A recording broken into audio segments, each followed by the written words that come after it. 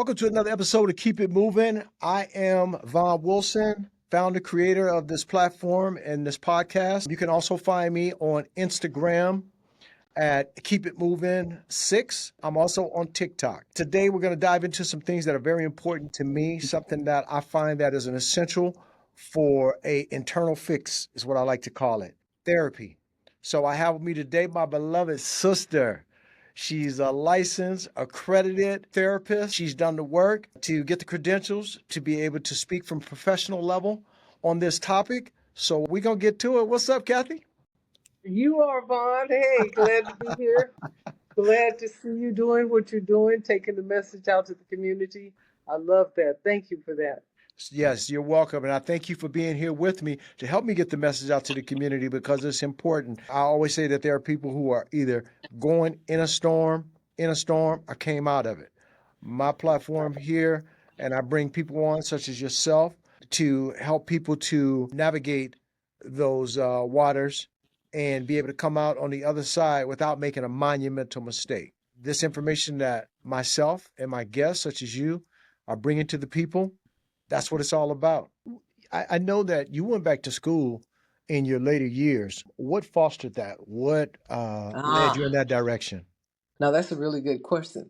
Yeah. So, Vonn, growing up like I did in the 50s, 60s, 70s, it was not encouraged. Parents didn't encourage their daughters to go to college, at least in our community. Yes. So I remember Mommy had Johnny and I, our oldest brother, in the kitchen, and she said, "You're going to college." And she looked at me, she said, "You don't need to. You can find a husband to take care of you." And I was shocked. I was shocked. Yeah. Because Johnny and I have always been close, and I wanted to do everything he did. But the way life had it, he did go to college, and I was put out there in the world to gather every kind of experience you could imagine. So finally, after my daughter was born, Aisha, I was in D.C. visiting Johnny, and I told him, I'm too old to go to college. I was in my 40s. I said, but I'm going to do everything I can to help others get there, the younger generation. He turned to me and he said, "Are you crazy?" It shocked me. But at the same time, the chains on my thinking process fell off.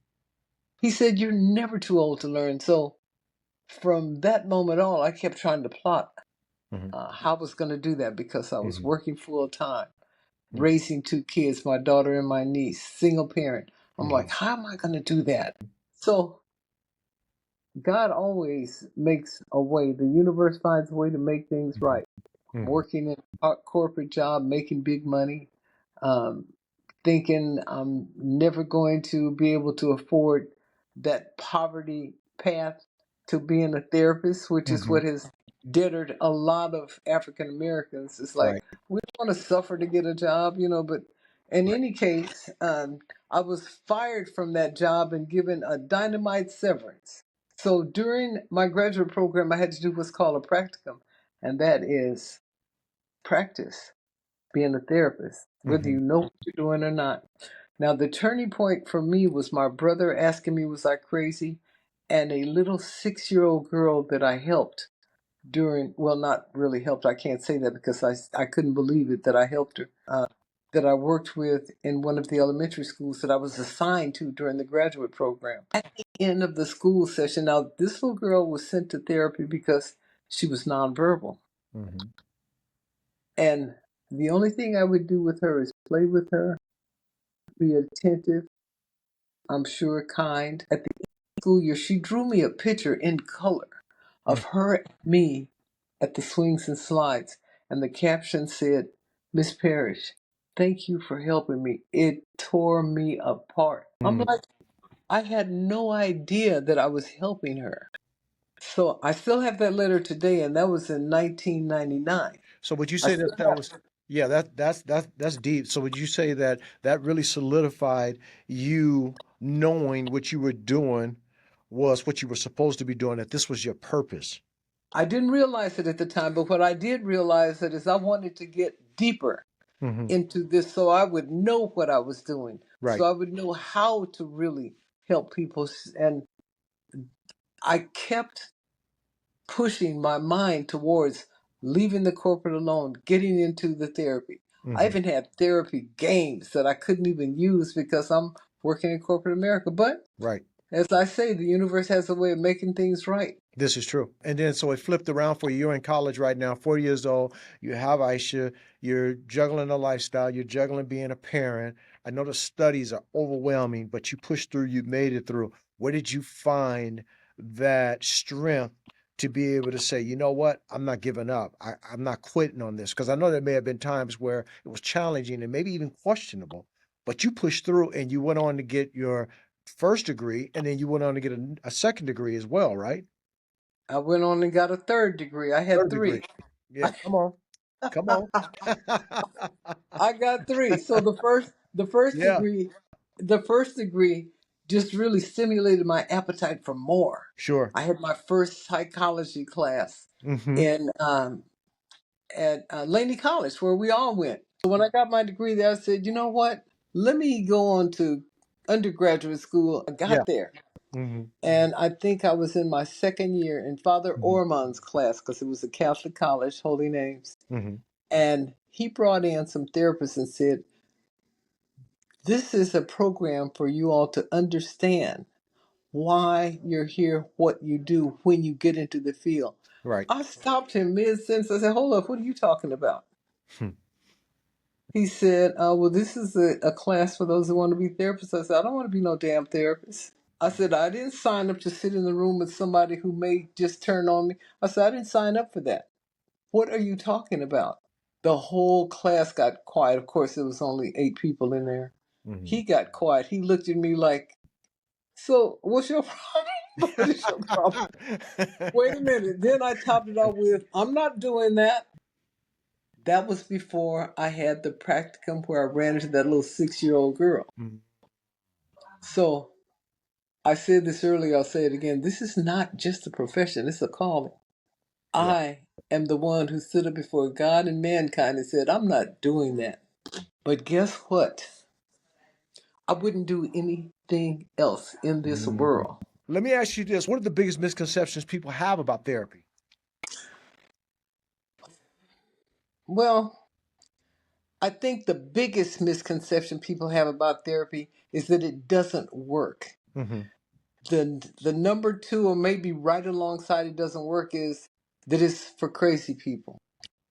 The other misconception is that it's that black people don't do that. Therapy's for white people. So those are the three main. It Mhm. doesn't work. Mhm. It's for crazy people. Mhm. It's not for black people. Those are the three main ones that I have encountered. I've been in this business since 1999. Mhm.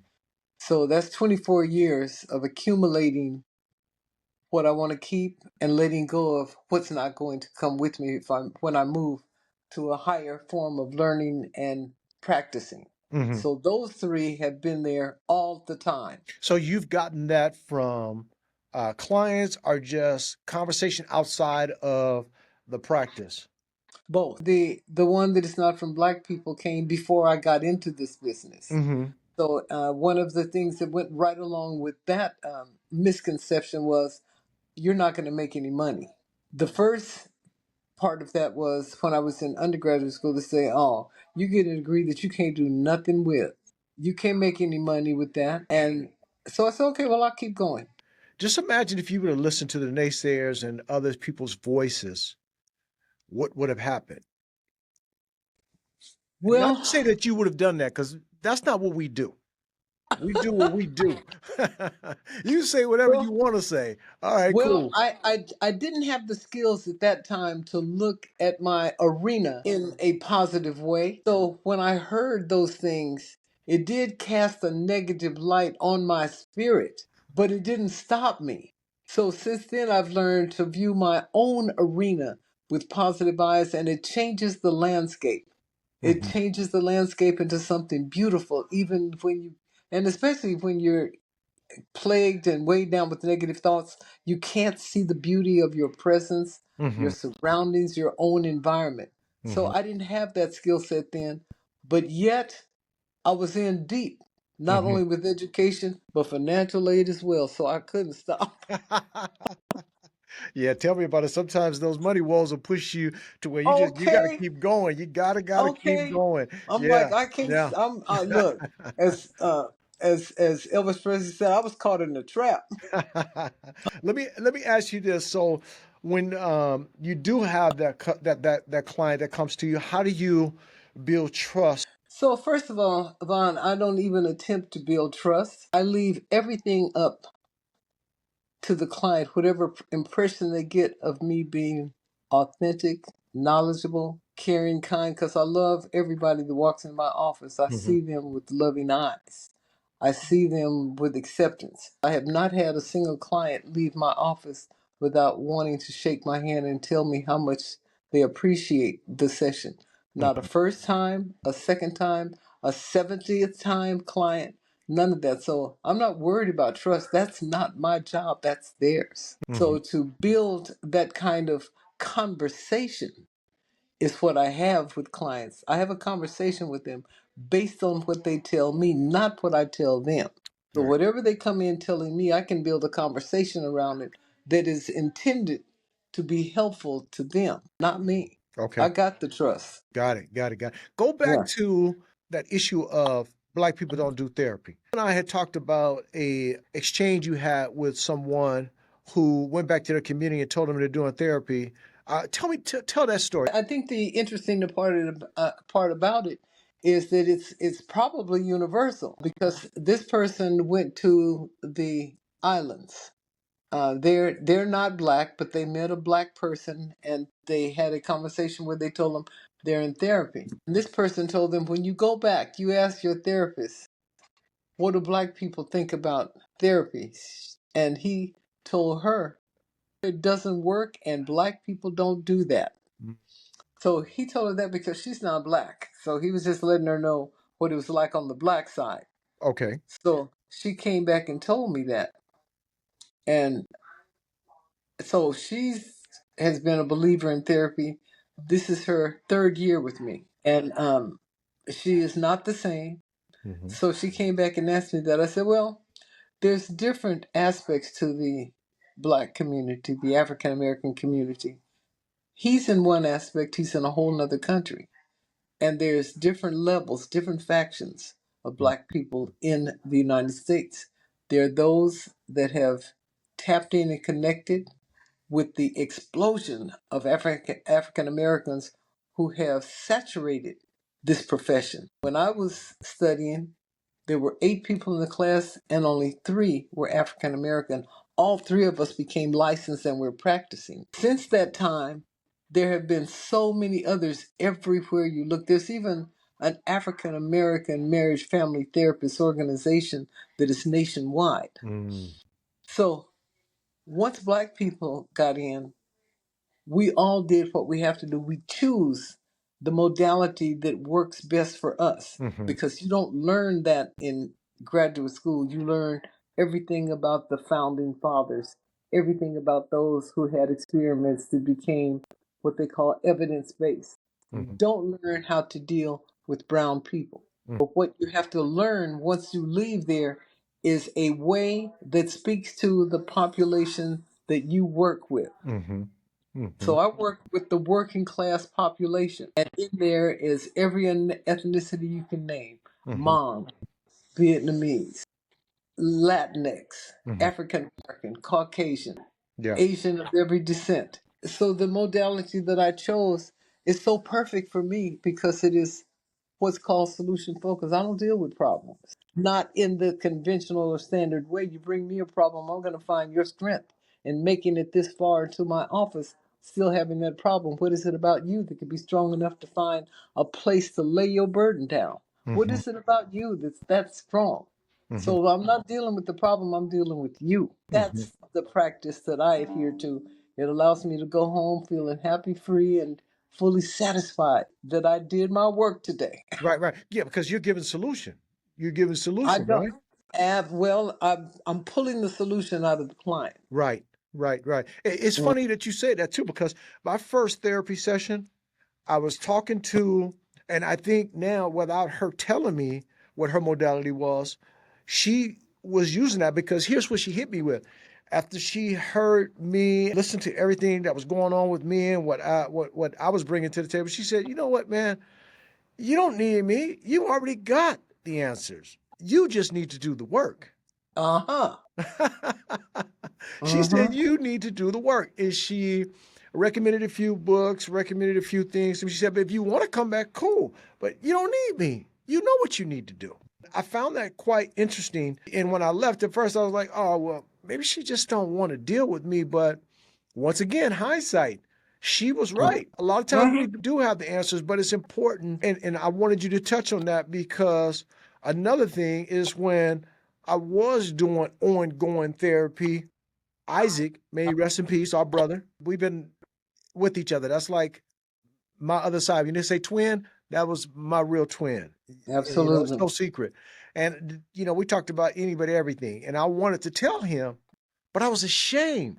I didn't even tell AJ, my boy. I didn't tell anybody. So there was a time when it was frowned upon. It was looked down upon for us to go get therapy. And you're seeing that change now. Now it's a boom. And I'm happy and I'm so glad that this is happening because it's important for us to take care of our internal being. Absolutely. Yeah. Absolutely.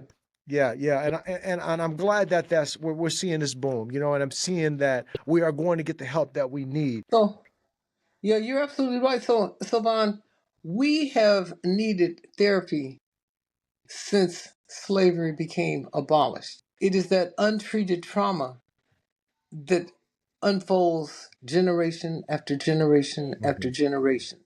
So we already have an inclination for multi-generational trauma.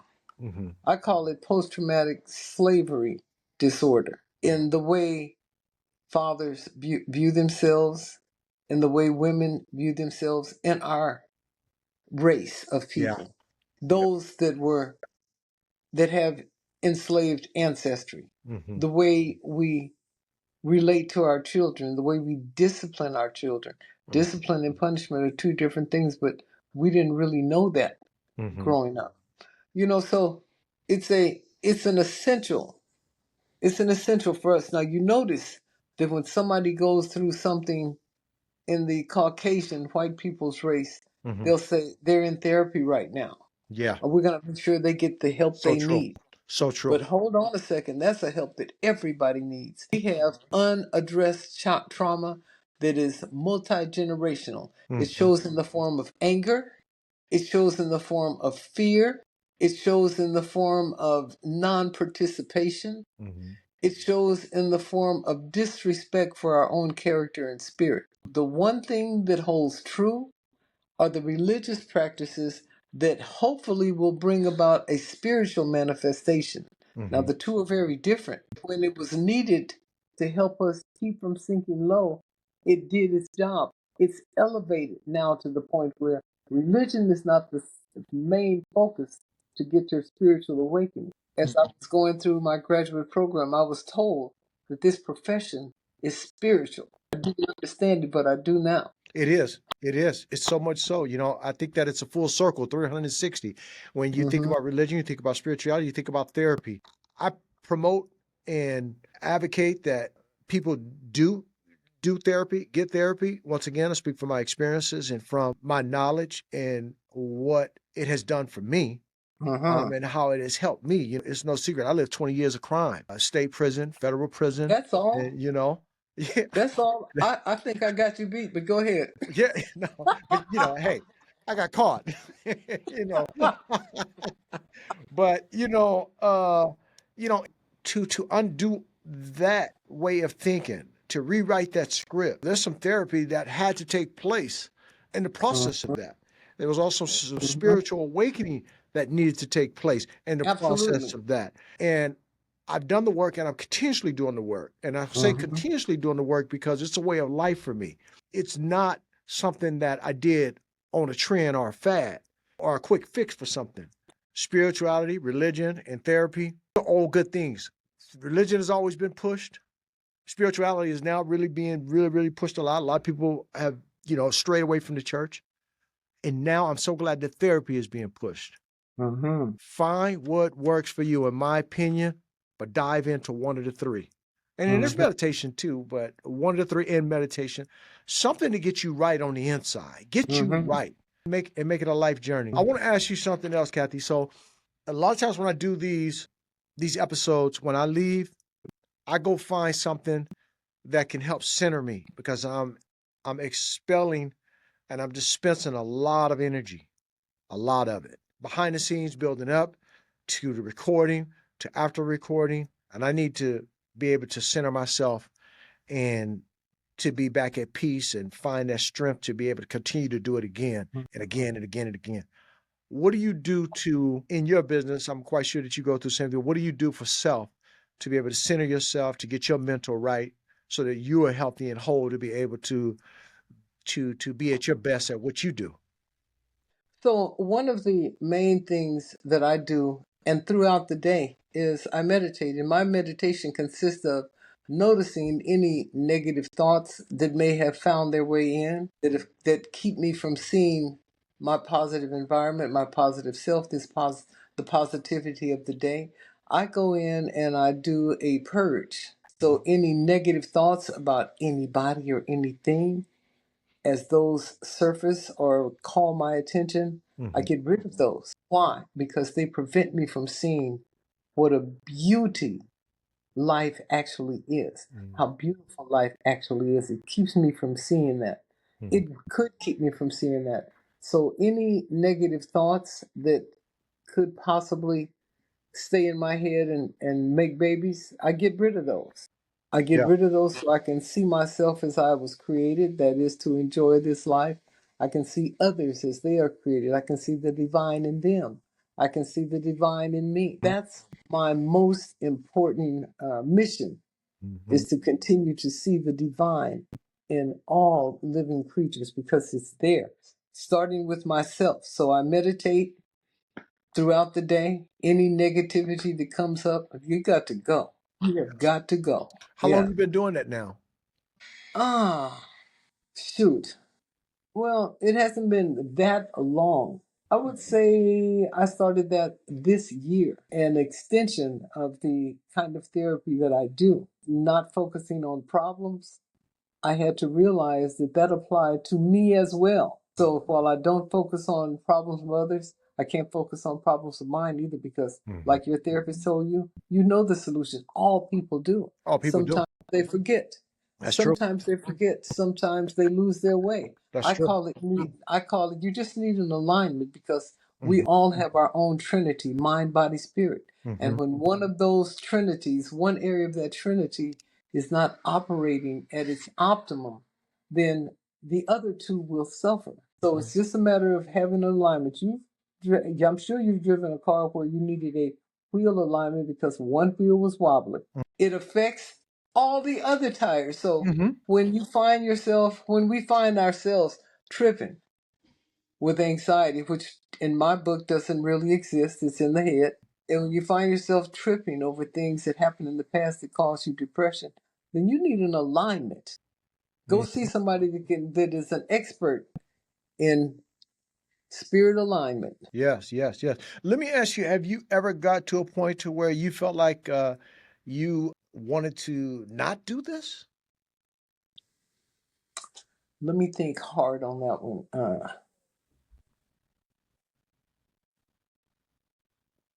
Those thoughts have tried to enter my mind, but there was no action to it.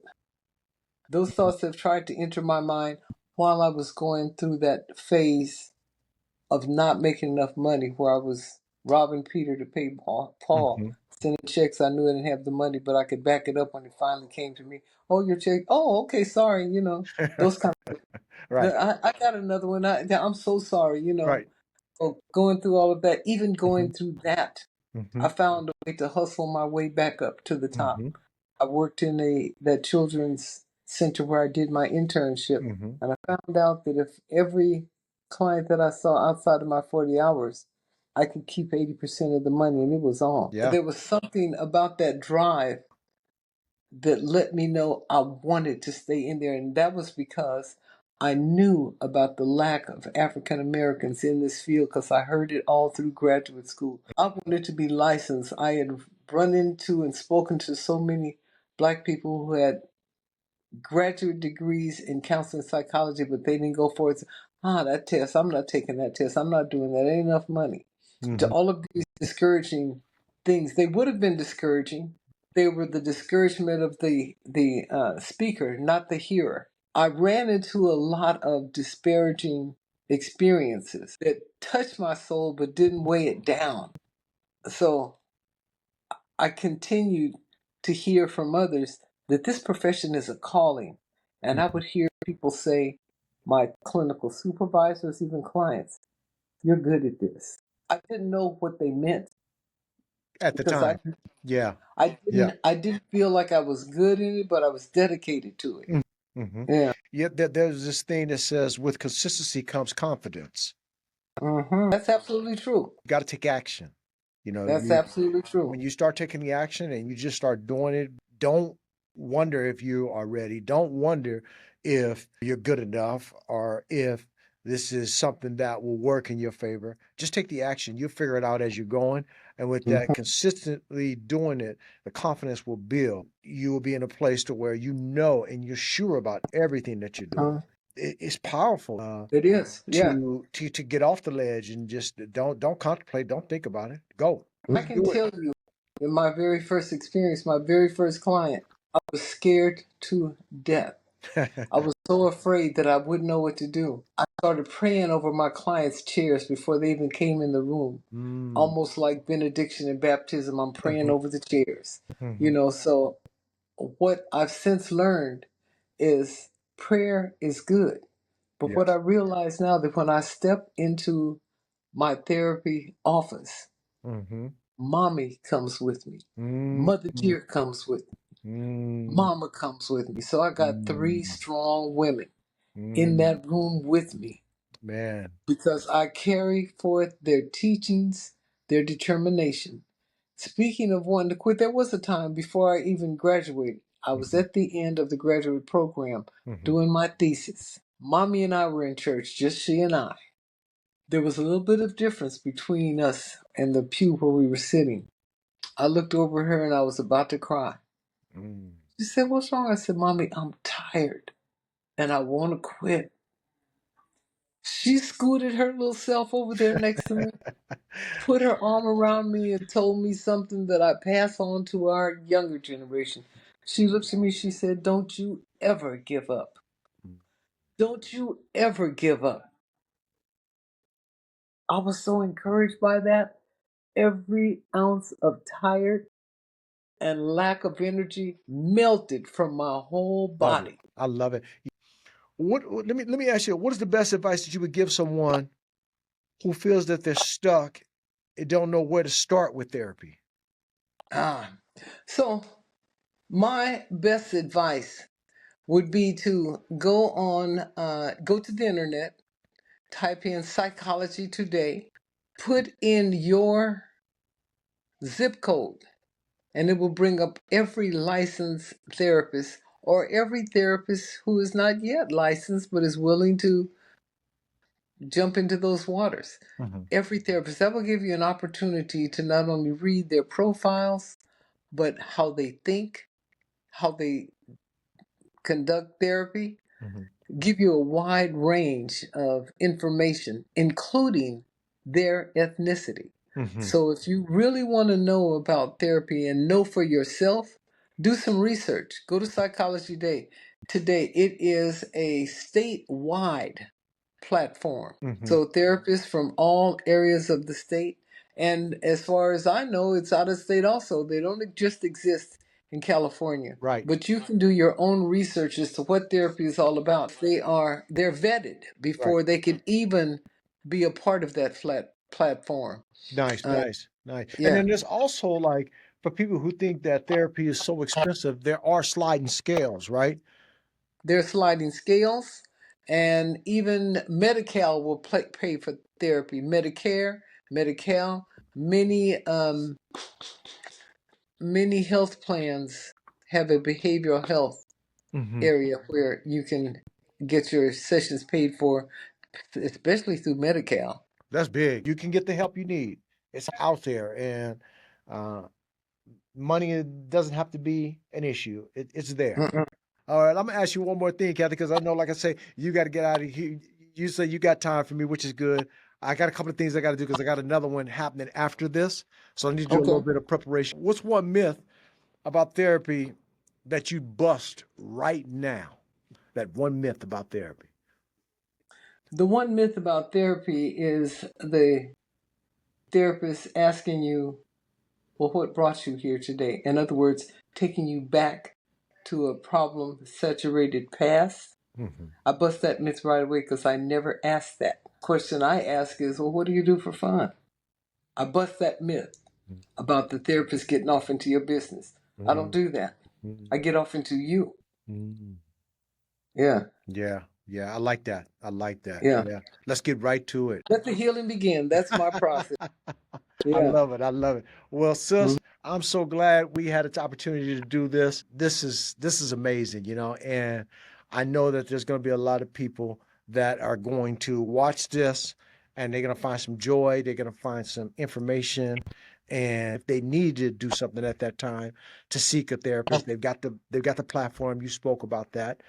I'm happy we were able to do this. It goes back to what I'm doing. It's dialed right in from pain to purpose. I have people sit on my platform that talk about issues and how they've overcome those issues and put themselves in a place to where now it's smooth selling and they're doing what they need to do to continue to sell smoothly. Absolutely. I've extended it to now I'm bringing on professionals, people who are experts. A few episodes of mine, I tell people that, you know, I'm not an expert. I'm telling you my experiences. I'm giving you some of my knowledge. If you want an expert, go do the research. Don't take everything that we say for face value. Go get your proofs. It's a lot of information out there. I want to bring experts now because I want people to be able to get the information from someone who is trained, who has the experience in the field, who has worked the field, who is doing the work. And so this is good. This is good. And I thank you for taking this time out, sis. And listen, it's been my honor. It's been my honor to work with you on this platform. Yes. I'm happy we did it. So like I say, I'm gonna get out of here. We'll revisit this again. I know this ain't gonna be the last time I'm gonna have you here. That's what this is all brother. about. We're gonna do it all over again. I love you too, sis. And we'll talk. Enjoy your day. All right, you do the same. All right. All right. Bye-bye. Later.